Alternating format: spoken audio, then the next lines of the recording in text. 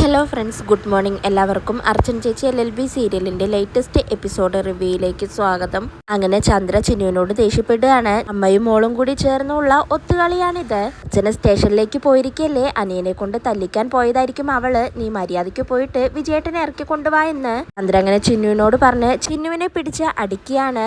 ആര്യ അപ്പോ അമ്മയെ ചേച്ചിയെ തല്ലല്ലേ എന്ന് പറയുമ്പോൾ ആര്യയും പിടിച്ചടിക്കുന്നുണ്ട്. എന്നിട്ട് ആര്യോട് പറയുന്നുണ്ട്, തന്തയോടും തള്ളയോടും സ്നേഹമില്ലാത്തവള് അനാദി സ്റ്റേഷനിലേക്ക് ചെല്ലട്ടെ, ഇന്ന് രണ്ടിലൊന്ന് അറിയണം, ഇത്രയ്ക്കായോ അവളുടെ ഒരു കേസ് എന്ന് പറഞ്ഞ് ചന്ദ്ര അങ്ങനെ സ്റ്റേഷനിലേക്ക് പോവുകയാണ്. വീടിന് പുറത്തേക്ക് ഇറങ്ങിയ ചന്ദ്ര വേഗം തന്നെ ഫോൺ എടുത്ത് വിജയ് ശങ്കറിന്റെ ഫോണിലേക്ക് വിളിക്കുകയാണ്. എന്നാൽ വിജയ് ശങ്കറിന്റെ ഫോണ് അച്ചുവിന്റെ കസ്റ്റഡിയിലാണ്. അച്ചു ഫോൺ എടുത്ത് സംസാരിക്കുന്നുണ്ട്. എന്താ കാര്യമെന്ന് ചോദിക്കുകയാണ് ചന്ദ്ര. അപ്പൊ ഇതാരാ, വിജയേട്ടനല്ലേ എന്ന് ചോദിക്കുമ്പോ അച്ചു പറയുന്നുണ്ട്, അല്ല, നിങ്ങൾ കാര്യം എന്താണെന്ന് പറയാണ്. ചന്ദ്രയ്ക്ക് അപ്പൊ അത് അച്ചു ആണെന്ന് മനസ്സിലാവുകയാണ്. നീ അച്ചു അല്ലടാ എന്ന് ചോദിക്കുകയാണ്. അച്ചു ആണെങ്കിൽ ഒന്നും മിണ്ടാതെ തന്നെ വേഗം ഫോൺ കട്ട് ചെയ്യുന്നുണ്ട്. അപ്പോഴേക്ക് ചന്ദ്രയുടെ ഫോണിലേക്ക് മഞ്ജു വിളിക്കുകയാണ്. ഫോൺ എടുത്ത് ഹലോ മഞ്ജു, എന്താ വിളിച്ചതെന്ന് ചോദിക്കുകയാണ്. മഞ്ജു അപ്പൊ ചോദിക്കുന്നുണ്ട്, ചേച്ചി വിജയേട്ടൻ എന്താ ഹോസ്പിറ്റലിലാണോ എന്ന് ചോദിക്കുമ്പോൾ ചന്ദ്ര ഒന്നും മനസ്സിലാവാതെ ആര് പറഞ്ഞു, ഏത് ഹോസ്പിറ്റലിലാന്നൊക്കെ ചോദിക്കുകയാണ്. മഞ്ജു അപ്പൊ പറയുന്നുണ്ട്, കൂടുതലൊന്നും എനിക്കറിയില്ല, പക്ഷെ വിജയേട്ടൻ ഹോസ്പിറ്റലിലാണ്, അത്ര എനിക്കറിയൂ എന്ന് പറഞ്ഞ് മഞ്ജു അങ്ങനെ ഫോൺ കട്ട് ചെയ്യുന്നുണ്ട്. അങ്ങനെ ആകെ ടെൻഷൻ അടിച്ചുകൊണ്ട് ചന്ദ്ര ഹോസ്പിറ്റലിലേക്ക് പോവുകയാണ്. വിജയ് ശങ്കർ ആണെങ്കിൽ വീണ്ടും ഡോക്ടറോട് പറയുന്നുണ്ട് എന്നെ സഹായിക്കണമെന്ന്. എന്നാൽ ഡോക്ടർ കൈയൊഴിയാണ്. സോറി സർ, എനിക്ക് നിങ്ങളെ സഹായിക്കാൻ ബുദ്ധിമുട്ടുണ്ട്. നിങ്ങളുടെ ഹാർട്ടിന് ഒരു പ്രോബ്ലം ഇല്ല, ഫിസിക്കലി നിങ്ങൾ ഓക്കെയാണ്, നിങ്ങളുടെ ശരീരത്തിൽ ഒരു പോറലും പോലും ഏറ്റിട്ടില്ല, പിന്നെ എങ്ങനെയാണ് മർദ്ദിച്ചുവെന്ന് ഞാൻ റിപ്പോർട്ട് എഴുതുന്നത്?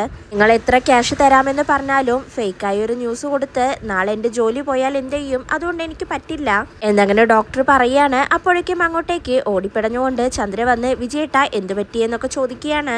അപ്പോഴേക്കും അങ്ങോട്ടേക്ക് അച്ചുവും വരുന്നുണ്ട്. ചന്ദ്ര ചോദിക്കുന്നുണ്ട്, എന്താ വിജയേട്ട, പോലീസുകാരെ ഇടിച്ച് ചതച്ചോ? വിജയേട്ടന് തീരെ വെയ്യെന്ന് കണ്ടാലറിയാം, ലോക്കപ്പ് മർദ്ദനം ഏറ്റിട്ടുണ്ട്.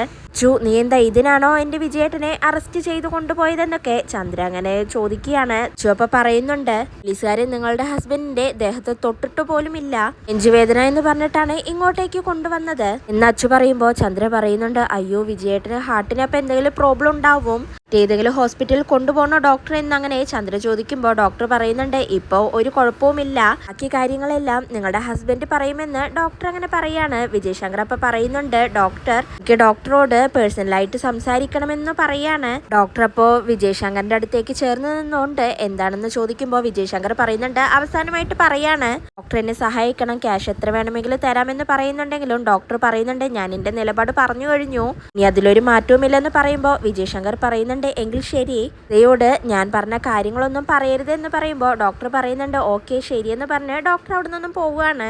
ചുവപ്പ തന്നെ പുറത്തേക്ക് പോവുകയാണ്. ചന്ദ്ര അപ്പോ വിജയ് ശങ്കറിനോട് ചോദിക്കുന്നുണ്ട്, എന്താ വിജയേട്ട പറ്റിയത്, ഇപ്പോഴും നെഞ്ചുവേദനയുണ്ടോ എന്ന് ചോദിക്കുമ്പോൾ വിജയ് ശങ്കർ പറയുന്നുണ്ട്, എനിക്കൊരു കുഴപ്പവുമില്ല, ഇതിൽ പോകുന്നത് ഒഴിവാക്കാൻ വേണ്ടി ഒരു നാടകം കളിച്ചതാണ്, പക്ഷേ ഡോക്ടർ ഒരു തരത്തിലും അടുക്കുന്നില്ലെന്ന് വിജയ് ശങ്കർ അങ്ങനെ പറയാണ്.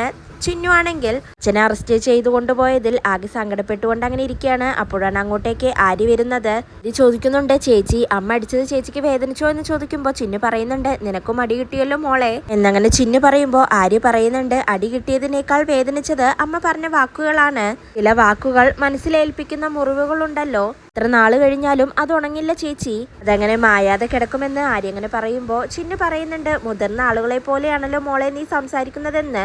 ആര്യപ്പ പറയുന്നുണ്ട്, ഇതെല്ലാം കണ്ടും കേട്ടും പഠിച്ചതാണ് ചേച്ചി എന്നങ്ങനെ പറയാണ്. ചിന്നു അപ്പോ ആര്യോട് ചോദിക്കുന്നുണ്ട്, ആര്യെ ഞാൻ നിന്നോടൊരു കാര്യം ചോദിക്കട്ടെ, ഞാനും കാരണമാണ് ഈ പ്രശ്നങ്ങളെല്ലാം ഉണ്ടായതെന്ന് നിനക്കും തോന്നുന്നുണ്ടോ എന്ന് ചോദിക്കുമ്പോൾ ആര്യ പറയുന്നുണ്ട്, ഈ സമയത്ത് ഞാനും എൻ്റെ അമ്മയെ പോലെ ഇങ്ങനെയൊക്കെ വിചാരിച്ചിരുന്നു ചേച്ചി, തൊട്ടാണ് ചേച്ചിയെയും അർച്ചന ആന്റിയെയും ഞാൻ ശത്രുക്കളായി കണ്ടത്, പക്ഷേ പിന്നീട് എനിക്ക് തിരിച്ചറിവുണ്ടായി, നിങ്ങളുടെ ഭാഗത്താണ് ശരിയെന്ന് എനിക്ക് മനസ്സിലായി, ഇനിയിപ്പോ അങ്ങോട്ടും ചിന്നു ചേച്ചി ഇവിടെ ഉണ്ടായാൽ മതിയെന്നാണ് എന്റെ ആഗ്രഹം, ചേച്ചി കൂടി ഇവിടെ ഉണ്ടെങ്കിൽ അച്ഛന് മൊത്തത്തിലൊരു ഡിസിപ്ലിൻ ഉണ്ടാവും, നമ്മുടെ രണ്ടുപേരുടെയും അച്ഛനല്ലേ, ഇനിയിപ്പോ പിന്നാലെ ചെന്ന് അമ്മ കൂടുതൽ പ്രശ്നങ്ങൾ ഉണ്ടാക്കൂ എന്ന് എനിക്ക് സംശയമുണ്ടെന്ന് ആര്യ അങ്ങനെ പറയാണ്.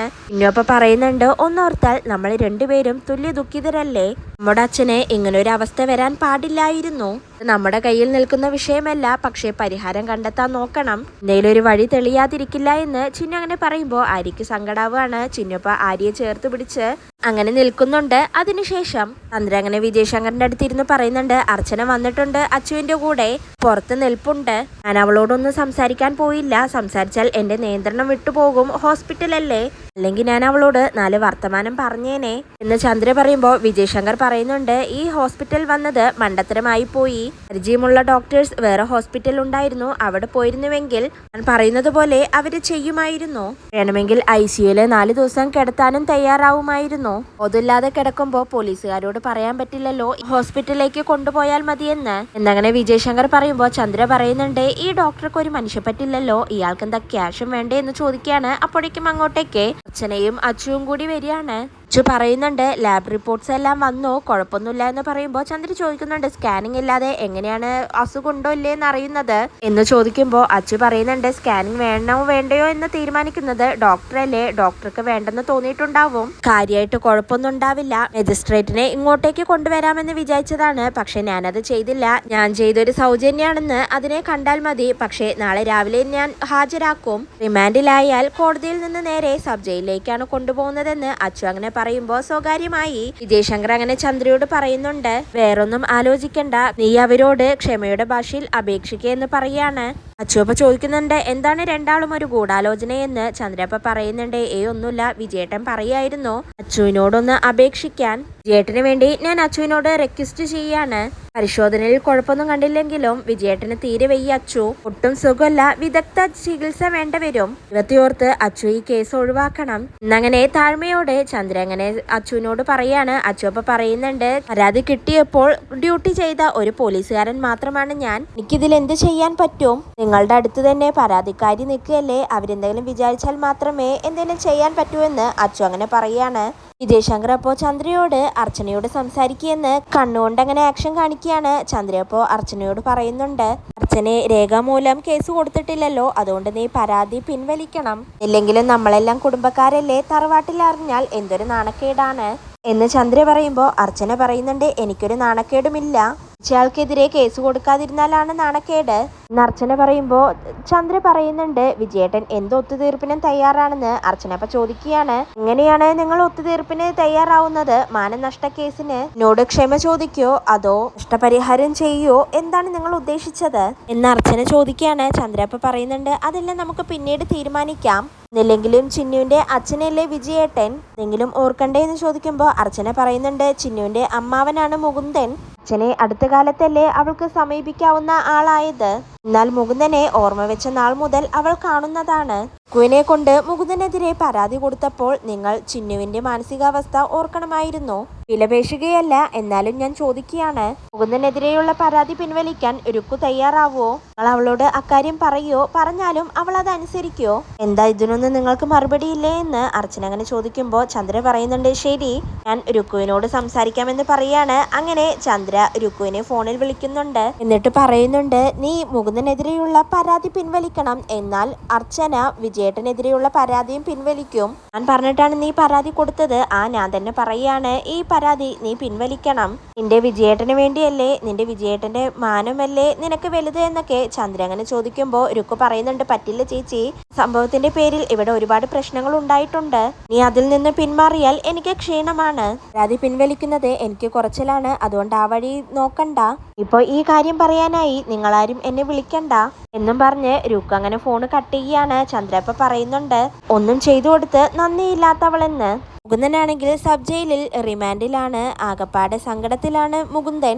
പിന്നീട് ചന്ദ്ര വിജയശങ്കറിനോടും അച്ചുവിനോടും അർച്ചനയോടും പറയുന്നുണ്ട്, രുക്കു പരാതി പിൻവലിക്കുന്നില്ലെന്ന് പറഞ്ഞു. ഞാൻ കാര്യങ്ങളെല്ലാം അവളോട് പറഞ്ഞു. ശരിക്കും അവളുടെ ഭർത്താവിന്റെ വീട്ടുകാരുടെ തനിനിറം കാണിച്ചു എന്ന് ചന്ദ്ര അങ്ങനെ പറയുമ്പോൾ അർച്ചന ചോദിക്കുന്നുണ്ട്, എന്താ ചന്ദ്രേ നീ അങ്ങനെ പറഞ്ഞത്? രുക്കുവിനോട് ഈ കാര്യത്തെ പറ്റി ഞങ്ങൾ ആരും പറഞ്ഞിട്ടില്ല, പിന്നെന്തിനാണ് വീട്ടിലുള്ളവരെ എല്ലാവരെയും കുറ്റപ്പെടുത്തുന്നത് എന്നങ്ങനെ അർച്ചന ചോദിക്കുകയാണ്. ചന്ദ്രപ്പ അച്ചുവിനോട് പറയുന്നുണ്ട്, അച്ചു പറഞ്ഞാൽ രുക്കു കേൾക്കും, അച്ചു ഒന്ന് അവളോട് സംസാരിക്കുക പറയുമ്പോൾ അച്ചു പറയുന്നുണ്ട്, കാര്യത്തിൽ ഞാൻ ഇടപെടില്ല. ഒരു ശില്പയെ മുൻനിർത്തി എന്നെ ജയിലടച്ചു, ഇപ്പൊ മുകുന്ദേട്ടനെയും. ഇതിന്റെയൊക്കെ പിറകിൽ വിജയശങ്കറാണെന്ന് പകലുപോലെ വ്യക്തമാണ്.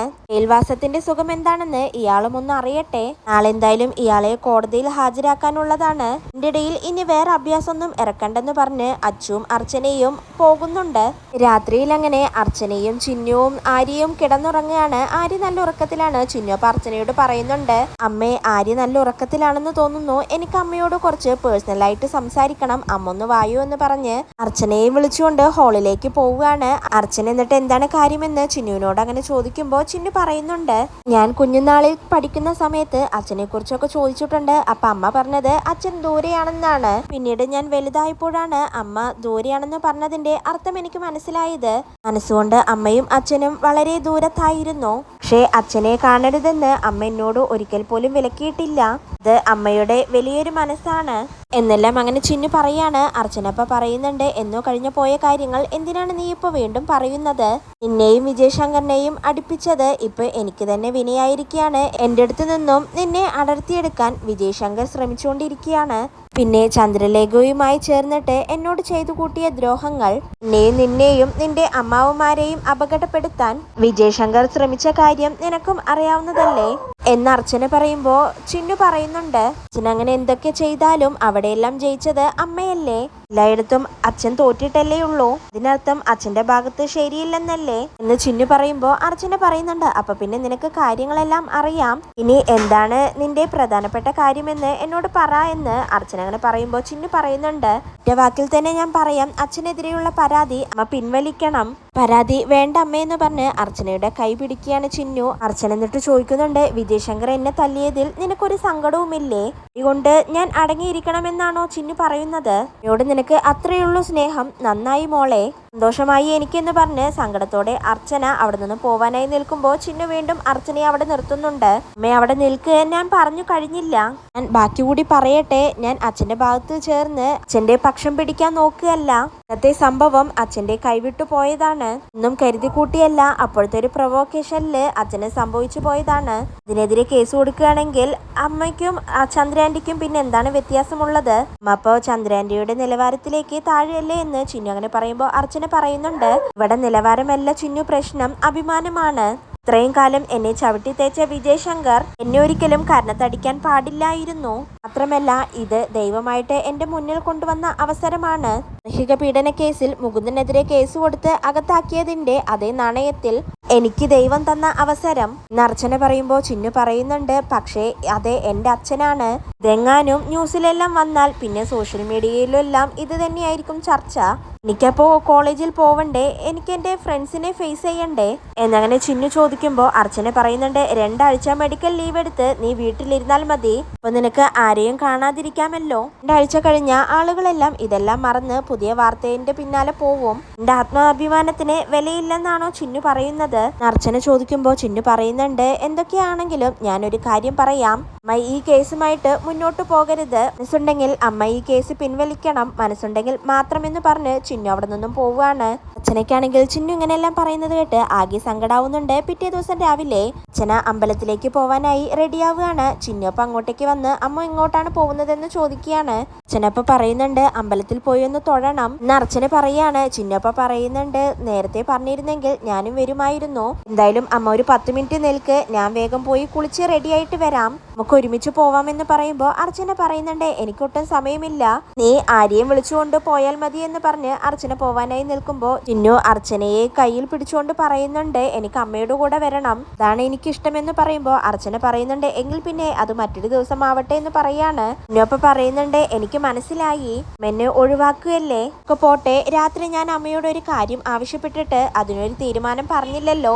എന്നങ്ങനെ ചോദിക്കുമ്പോൾ അർച്ചന പറയുന്നുണ്ട്, അതിനെപ്പറ്റി ഞാൻ തീരുമാനിച്ചിട്ടില്ല എന്ന് ചിന്നു പറയാണ്. അങ്ങനെ അവധിക്ക് വെക്കേണ്ട കാര്യമല്ല അമ്മേ, ഉടനെ ഡിസിഷൻ എടുക്കേണ്ടതാണ് എന്നങ്ങനെ ചിന്നു പറയുമ്പോൾ അർച്ചന പറയുന്നുണ്ട്, ആദ്യം ഞാനൊന്ന് അമ്പലത്തിൽ പോവട്ടെ, എന്നിട്ട് ബാക്കി ആലോചിക്കാം, ഞാൻ ഇറങ്ങാമെന്ന് പറഞ്ഞ് അർച്ചന പോവുകയാണ്.